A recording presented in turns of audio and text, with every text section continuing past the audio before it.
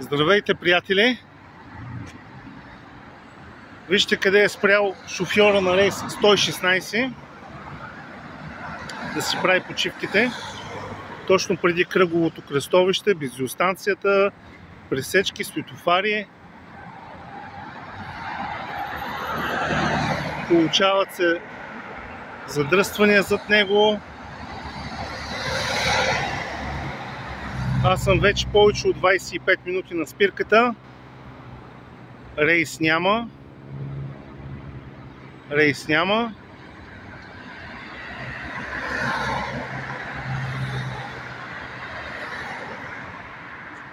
Така. Ето, вижте ги.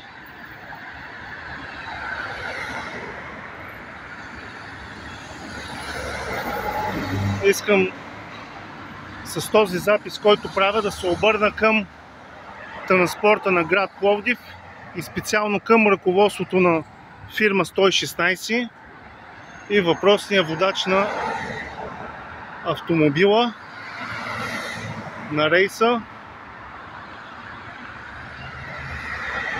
Къде спира? Там ли се спира? Там ли му е последната спирка?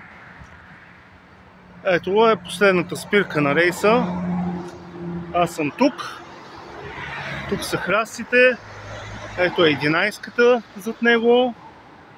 И виждате, номер 11 идва.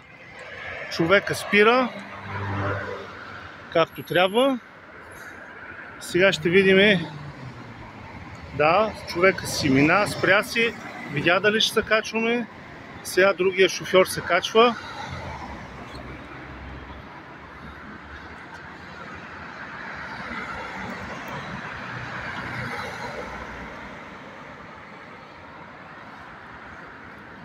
Значи, може би повече от 25 минути съм на спирката.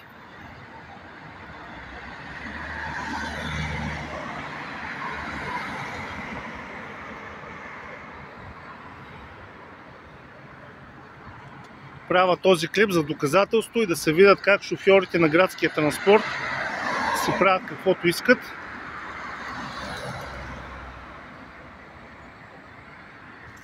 Специално този е познат. Казва се Тенчо. Шофьора на зеления автобус.